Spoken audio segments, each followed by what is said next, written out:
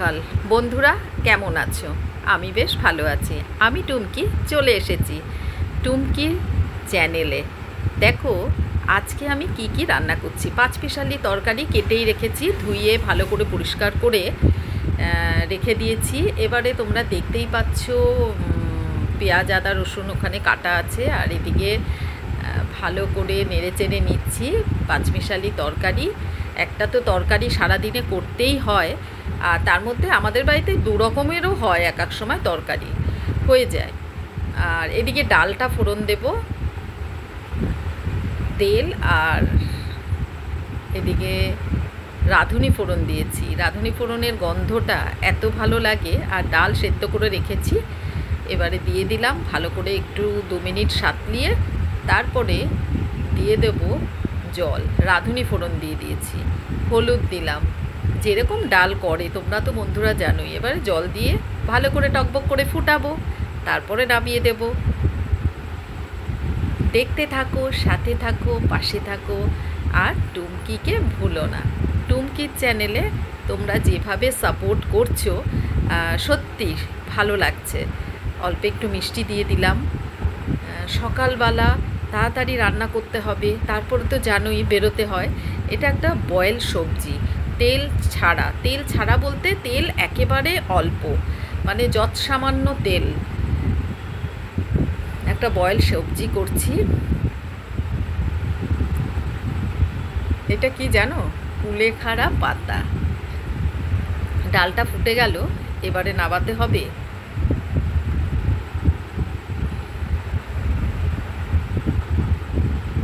ডাল আমাদের ঘরে রোজই, তোমরা দেখতেই পারো, ডাল রোজই আমাদের দরকার। ডাল ছাড়া হবে না। ডাল, তরকারি, মাছ, মানে 3টে আমাদের দরকারি। প্রচুর গরম পড়েছে, এদিকে আবার ঝিরিঝিরি বৃষ্টিও মাঝে মাঝে দেখা দিচ্ছে। তার জন্য হালকা মশলা খাওয়াই ভালো।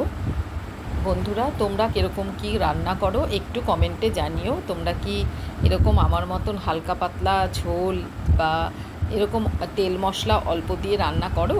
তাহলে একটু কমেন্টে জানিও, খুব খুশি হব। আমার মতন কেউ কেউ যদি এরকম খাও। আর এদিকে দেখো কুলেখাড়া পাতা।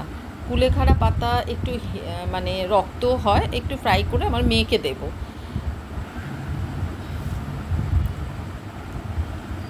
এক ফোঁটা তেল দিয়েছি। কুলেখাড়া পাতা তো জানোই অনেক গুণ। একটু মানে ওকে না, মানে জল করে দিই, ও খায়, আমিও একটু খাই, আর আমার শাশুড়িকে দিই, কিন্তু আমার শাশুড়ি অতটা পছন্দ করে না, তাও জোর করে 1 চামচের মতন খাওয়াই। আর এদিকে কুলেখাড়া পাতাটা মেয়েকে দেব। আর মেয়ের তো আজকে কলেজ আছে, আমার স্কুল আছে, বেরিয়ে যাব। দেখো পাঁচমিশালি তরকারিটা, গাজরও দিয়েছি, সব রকম সবজি দিয়ে এই তরকারি তো মেয়ে খেতেও চায় না, কিন্তু আমি জোর করে খাওয়াই।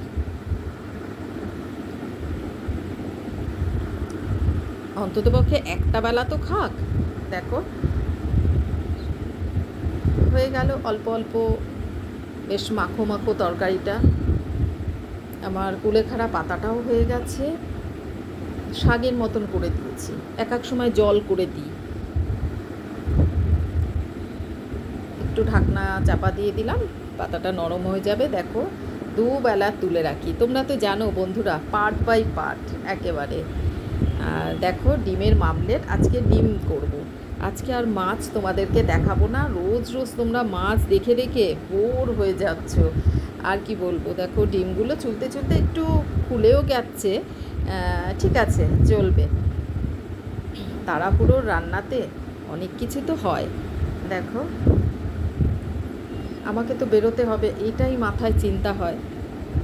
মামলেট করে একবেলা, আর একবেলা এমনি গোটা গোটা। আমাদের 4 জনের মেম্বার, 4 দুগুণে 8। একবেলা মামলেট করে, একবেলা মানে গোটা গোটা সেদ্ধ করে চুলে রান্না করছি। আলুটা ভেজে নিচ্ছি, তোমরা দেখতেই পাচ্ছ। ডিমের আলু একটু বয়েল করে জলটা ফেলে দিয়েছি। ব্যাস, অল্প করে ওই পিঠটাও একটু ভাজা ভাজা মতন করে নিয়ে উঠিয়ে দেব।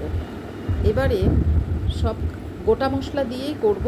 আর যা কুচিয়ে রেখেছি তোমাদের তো দেখিয়েছি মশলাটা আমার শাশুড়ি মা করে।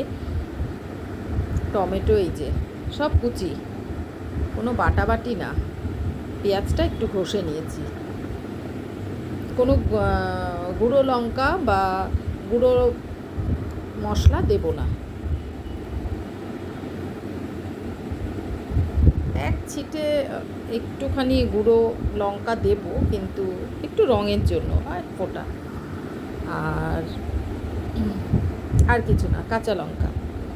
আর এদিকে একটু পেঁয়াজ আর নুন দিয়ে লঙ্কা দিয়ে মামলেটটা করছি। 4টে মামলেট করব।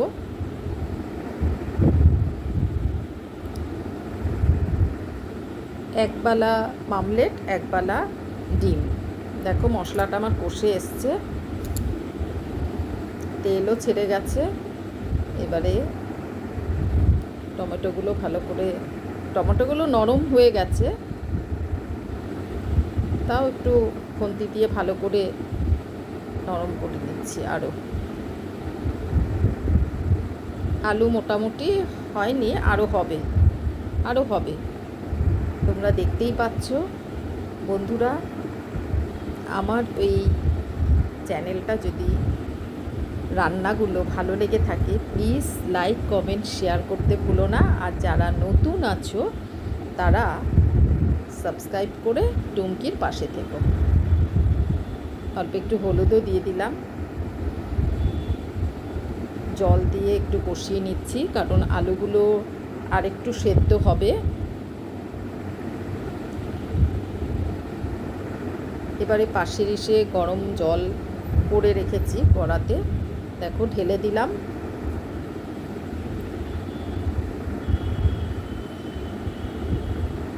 এবারে একটু ফুটলে নামিয়ে দেব। কোনো গুঁড়ো মশলা ইউজ করিনি, অল্প একটু লঙ্কার গুঁড়ো এক ছিটে দিয়েছি, কারণ টমেটোতেই লাল হয়ে যায়। আর হালকা হালকা ডিমটা ভেজেছি। বেশি ডিম ভাজলে কি হয়, একদম শিটে হয়ে যায়। বেশি ডিম ভাজিনি। দেখো মামলেটগুলো আমি দেব না, মামলেটগুলো তো ভাজা। আর যখন ঝোলটা হয়ে যাবে তখন আমি মামলেটের উপরে দিয়ে দেব। বন্ধুরা তোমরা দেখতে থাকো, সাথে থাকো, পাশে থাকো। তোমাদের ভালো ভালো কমেন্ট আমার ভীষণ সত্যি ভালো লাগে। তোমরা যে এতটাই টুমকিকে ভালোবাসছো, আমার খুবই ভালো লাগছে কমেন্ট দেখে। দেখো কত সুন্দর। এবারে মামলেটটা দিয়ে দিলাম। আর বেশি বড় করব না, এবারে বেরোতে হবে। বেরোনোটাও দেখো বৃষ্টি ভিজে রয়েছে। এটা আমার ফেরার পথে স্কুলের থেকে। বিকেল হয়ে গেছে, সন্ধে বাস স্ট্যান্ডের দিকে যাচ্ছি, বাস ধরবো। দেখো রাস্তাঘাটের কি অবস্থা। বিকেলের দিকে একটু বৃষ্টিটা হলো, সকালের দিকে তো হয়নি। আর প্রচণ্ড গরম, আর ভালো লাগছে না, এত গরম। তারপরে যেতে দেখো একটা কীর্তনের কাছে দাঁড়ালাম। হ্যাঁ, ভালো লাগছিল কীর্তনটা শুনতে। একটু খানিকক্ষণ দাঁড়িয়ে পড়লাম, সত্যি সব কিছু ভুলে একটু কীর্তনটা একটু শুনলাম, ভালো লাগলো। দেখো কত সুন্দর, নিজেদের মনে এরা এই মন্দিরটাতে এরা একটা মানে কি বলবো, বিকেল টাইমে এরা চলে আসে, সন্ধ্যের টাইমে কীর্তন করে, আবার যে যার বাড়িতে চলে যায়। ভালো লাগলো দেখে, মনটাও বেশ ভালো হয়ে গেল। আর সারাদিনের পরিশ্রমে একটু গান শুনলাম, ভালো লাগলো। লাস্টে সব কিছু যেন ভুলে গেছি। বেশি বড় আর করব না বন্ধুরা, পাশে থেকে আর প্রচুর লাইক কমেন্ট শেয়ার করো, আর টুমকির পাশে থেকো। দেখো কত সুন্দর, নিজেদের মনে এরা ঢাক ঢোল সব বাজাচ্ছে আর গান করছে। একটা মাসিমা গান করছে। আজকে এই পর্যন্ত, টাটা, ভালো থেকো।